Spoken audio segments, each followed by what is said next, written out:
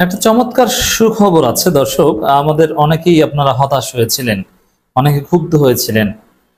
ইউনূসের বিরুদ্ধেও আমরা অনেকে ক্ষুব্ধ হয়েছিলাম এবং প্রয়োজনে আমরা আন্দোলন করব, ইউনূসকে আমরা লাল কার্ড দেখাবো, অনেক কথাবার্তা কিন্তু উঠেছিল।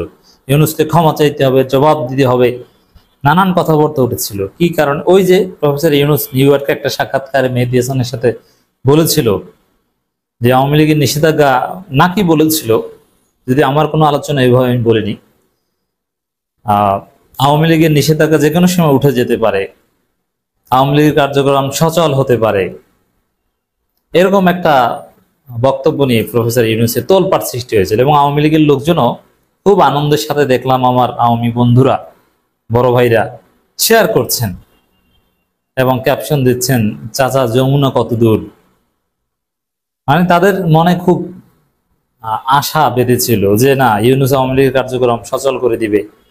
আবার ওই মির্জা ফখরুল প্রস্তাব দিয়েছিল যে না, আওয়ামী লীগকে নির্বাচনে দরকার। আওয়ামী লীগ ভেবেছিল ফখরুলের কথায় ইউনূস মনে হয় আওয়ামী লীগকে এনে দিবে। এটা নিয়ে অনেক জল্পনা কল্পনা আলাপ আলোচনা হয়েছিল, আমরা প্রতিবাদও জানিয়েছিলাম।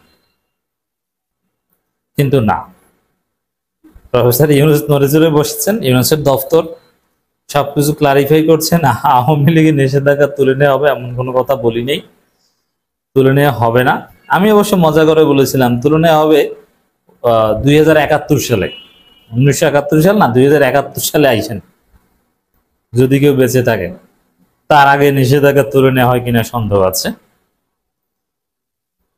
তো আওয়ামী লীগের নিষেধাজ্ঞা, ইউনূস দরবার বা ইউনূসের অফিস, তারা নড়েচড়ে বসে যে বার্তাটা দিচ্ছে এখন আপনাদের সামনে বিশ্লেষণ করে শোনাবো। তার অর্থ হচ্ছে না না, আওয়ামী লীগ নিষিদ্ধই, কার্যক্রম সচল করে দেওয়া হবে, নিষেধাজ্ঞা তুলে নেওয়া হবে, এরকম কোনো কথা আমি বলিনি। ভিন্ন ব্যাখ্যা দেয়া হচ্ছে। আবার এতে যেটা দাঁড়ায় যে মির্জা ফখরুলের যে সেই স্বপ্ন, নির্বাচনে আওয়ামী লীগকে চাই, ব্যর্থ, আপনার স্বপ্ন শেষ। মির্জা ফখরুল এখন হতাশ যে আওয়ামী লীগ থাকছে না। আওয়ামী লীগ না থাকলে বিএনপি থাকবে না, এটা অনিবার্য। এটা বিএনপির অনেকে বুঝতে পেরেছে। ওই যে ছাত্রলীগ নিষিদ্ধের পরেও রুমিন ফারহানা বা আরো কয়েকজন বলেছিল, ঈশ্বর চন্দ্র রায়, আজকে ছাত্রলীগ নিষিদ্ধ করা হয়েছে, একদিন তো ছাত্রদল নিষিদ্ধ করা হতে পারে। আজকে আওয়ামী লীগ নিষিদ্ধ করা হয়েছে, একদিন বিএনপি নিষিদ্ধ করা হবে। আসলে বাস্তবতা এইটাই যে আওয়ামী লীগ পালিয়েছে বিএনপির সফলতা বগলে করে নিয়ে। হাসিনা যে হেলিকপ্টার গেছে না, দুই একটা ব্যাগ ছিল হাসিনার সাথে, ওই ব্যাগের মধ্যে বিএনপি সফলতা, ওই ব্যাগের মধ্যে হাসিনা নিয়ে গেছে। কারণ হিসাব সহজ, দেখেন, আওয়ামী লীগের সন্ত্রাসের বিরুদ্ধে বিএনপির তুলনামূলকভাবে কম সন্ত্রাস, কিংবা তুলনামূলকভাবে কিছু দিকে ভালো ছিল, যেমন খালেদা জিয়া বা আলেম ওলামাদের প্রতি শ্রদ্ধা, দেশপ্রেম, ভারতের আধিপত্যবাদের বিরুদ্ধে সোচ্চার, এইসব দিক বিবেচনায় আওয়ামী লীগের বিকল্প হিসাবে জনগণ বিএনপিকে ভোট দিত। কিন্তু মৌলিকভাবে চরিত্রগতভাবে আওয়ামী লীগের দুর্নীতিবাজ, বিএনপিও দুর্নীতিবাজ, এরাও চান্দাবাজ, বরং চান্দাবাজিতে আরো বিএনপি ফার্স্ট। দুই দলই লুটপাটকারী, অর্থ পাচারকারী, দুর্নীতিবাজ। এখন আওয়ামী লীগ নাই, তাহলে আওয়ামী লীগের বিকল্প হিসেবে বিএনপিকে তো দরকার নাই। এখন হবে ভালো কাজের প্রতিযোগিতা।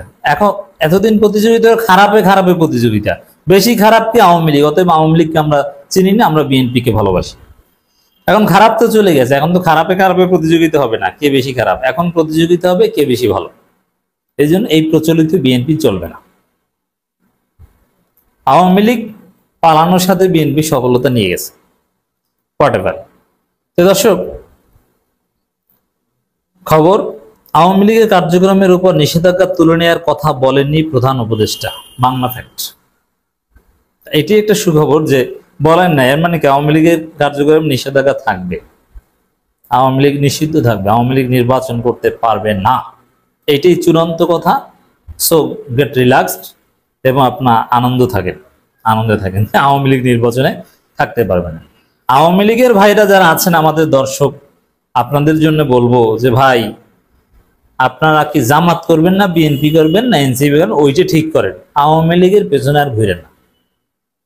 জামাত, বিএনপি, আওয়ামী লীগ কোনটা করবেন, ওই লাইনে হাঁটেন।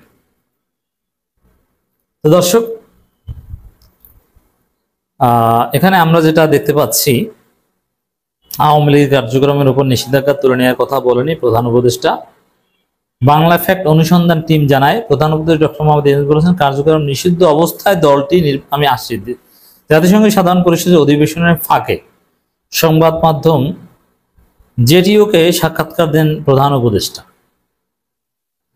তার সঙ্গে দীর্ঘ আলোচনায় অধ্যাপক ইউনূসের অন্তর্বর্তী সরকারের নেতৃত্ব নেয়ার প্রসঙ্গ উঠে আসে।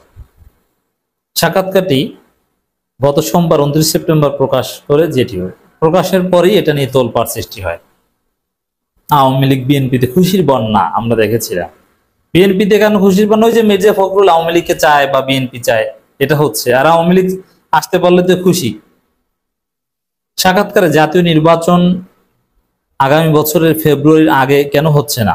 মিয়ানমারের 13 লাখ রোহিঙ্গা শরণার্থী বিষয়ে সরকারের পরিকল্পনা কি? আওয়ামী লীগকে কার্যত নিষিদ্ধ করার সিদ্ধান্ত তিনি কিভাবে ব্যাখ্যা করবেন? এমন বিভিন্ন প্রশ্ন তোলেন মেহেদী হাসান। মেহেদী হাসানের এই প্রশ্নের ধরন নিয়ে এখানে অনেক কথা বলা যায়। তিনি অনেক উল্টোপাল্টা প্রশ্ন করেছেন, প্রশ্নের ধরনটাই ঠিক ছিল না। একটা বিভ্রান্তি তৈরি করা তার উদ্দেশ্য ছিল এবং তিনি করতে পেরেছেন, কিন্তু শেষ পর্যন্ত ইউনূস সরকার এটা সুন্দরভাবে ব্যাখ্যা করে সমাধান করে দিয়েছেন। তো এখানে আওয়ামী লীগের কার্যক্রমের উপর নিষেধাজ্ঞা তুলে নেওয়ার কথা বলেনি প্রধান উপদেষ্টা, বাংলা ফ্যাক্ট এটা জানায়। বাংলা ফ্যাক্ট অনুসন্ধান টিম জানায়, প্রধান উপদেষ্টা ডক্টর ইউনূস বলেছেন, কার্যক্রম নিষিদ্ধ অবস্থায় দলটি নির্বাচন করতে পারবে না। তার ভাষায়, অন্যথায় আমরা নির্বাচন করতে পারবো না। তো কি দাঁড়ালো? আসলে ইউনূস যেটা বোঝাতে চেয়েছেন বা যা বলেছেন, যে এই কার্যক্রম নিষিদ্ধ থাকা দল নির্বাচন করতে পারবে না। আর আওয়ামী লীগকে নিয়ে নির্বাচন আদৌ সম্ভবই নয়। জনগণ আওয়ামী লীগকে পিটিয়ে একদম নির্বাচন ছুটেই দিবে। আওয়ামী লীগকে নিয়ে আপনি নির্বাচন করবেন কিভাবে? এই কথা আমরা ইউনূসের ওই বক্তব্যের প্রতিবাদে বলেছিলাম। এখন তো এই কথাই আমরা যেটা বলেছিলাম ওইটি, যে কার্যক্রম নিষিদ্ধ থাকা দলটি নিয়ে নির্বাচন সম্ভব নয় এবং তারা করতে পারবে না নিষিদ্ধ থাকা অবস্থায়। আর এটা তো দেখেছি, যেমন ওইখানে এই কথাও আমি দেখেছি। এই জন্য আমি বলেছি যে কথা তো মিলে না কিছু। কি এখন অবশেষে সঠিক কথা বের হয়ে আসে কি? ওই এনটিভিতে এনটিভির ওয়েবসাইটে এটার খবরটা বলা হয়েছিল, সেখান থেকে আমি বিশ্লেষণ করে শুনিয়েছিলাম গতকাল। সেখানে বিষয়টা এরকম ছিল যে তাদের নিবন্ধন বাতিল হয়নি, স্থগিত হয়নি। এটা কোনো কথা? নিবন্ধন তো স্থগিত হয়েছে, কে বলে স্থগিত হয়নি? এবং নির্বাচন কমিশন বলেছে তারা নির্বাচন অংশগ্রহণ করতে পারবে না, জাস্ট ভোট দিয়ে। আবার বলছেন নির্বাচন স্থগিত হয়নি, নির্বাচন করতে পারবে, কার্যক্রম তুলে নেওয়া। আবার বলছে না, তাদের ভোটাররা ভোট দিতে পারবে। আরে ভাই, যদি কার্যক্রম তুলে নেয় তাদের ভোটাররা কেন? তারা তো দল হিসেবে নির্বাচন করতে পারার কথা। আর এটা বাস্তবে তো একটু চিন্তা করলেই বোঝা যায় যে আওয়ামী লীগ নির্বাচন করবে এটা কেউ মানবে? এটা কি কোনো বাস্তবসম্মত কথা? একদম না। অন্তর্বর্তী সরকার উপদেষ্টা পরিষদের বিশেষ সভার সিদ্ধান্ত ছিল, আন্তর্জাতিক অপরাধ ট্রাইব্যুনালে বাংলাদেশ আওয়ামী লীগ ও তার নেতাদের বিচার কার্যক্রম সম্পন্ন না হওয়া পর্যন্ত দলটির যাবতীয় কার্যক্রম নিষিদ্ধ থাকবে। আর বিচারে, যে বিচার হবে সেই বিচারে আরো বড় সাজা হবে। এর মানে 15, 20 বা আজীবন বা নানান মেয়াদে আওয়ামী লীগ নিষিদ্ধ হয়ে যেতে পারে।